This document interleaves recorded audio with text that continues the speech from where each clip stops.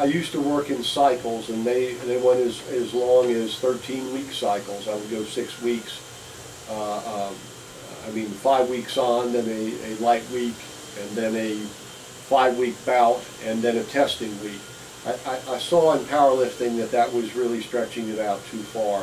I've kind of moved my cycles down to 4-week cycles with a rest in between, another 4 weeks, and then a test week.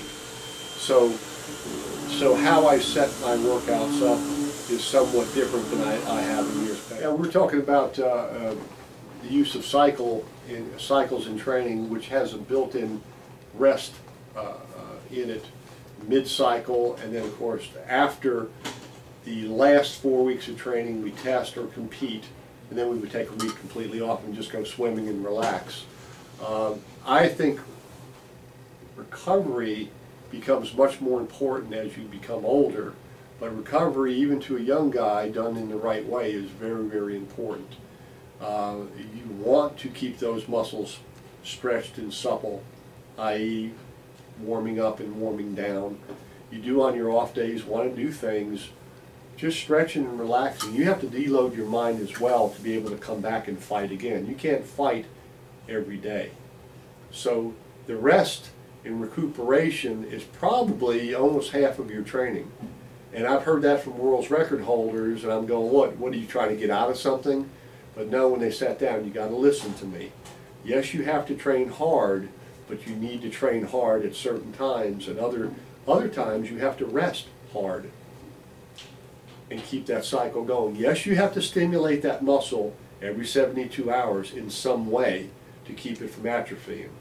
That's been proven in the laboratories. And perhaps if you're a very high trained individual, you're not going to work that muscle. Maybe you could stretch it out a little longer if you've been training hard for 10 years and you're a world champion. But you'll find most people that are successful, be it in grip, powerlifting, Olympic weightlifting, or whatever, are going to stimulate that exercise that they're being in a contest using to be tested on, or they're going to stretch that exercise or body part out. Probably once every 72 hours, they're going to do something in regard to that muscle group. And how they set the workouts up is you want to have, even the Russians would assign percentage values to each day of training. They would train almost every day, 5 days a week, but they wouldn't do large bouts of that activity ever. They would pick 2 exercises, and let's say on a Monday, I remember some of the figures, on a Monday it would only be a 17% day. What does that mean? Well, it was 17% of the week's total load that they lifted was done on that day. Very little stuff, but they did work out and they did do deloading. And on another day, I remember it was a 26% day. So 26% of the tonnage of training lifted was done on one particular day, and they set it up in a wave that day was usually coming off the longest rest period. So they stacked up the bases and set it up so that they always had their best possible workout on a given day. And then the next day would be kind of a light day, regrouping, and then they go forge again later that week. It makes sense if you step back and look at it.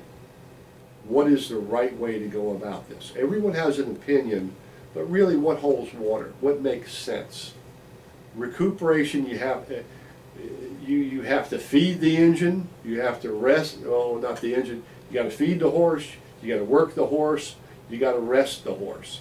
And then if you want to run him, pick the day you want to race him. And if you do that in weightlifting, you're going to have success, or powerlifting or bodybuilding. You're peaking, but you're also having rest and recovery built in.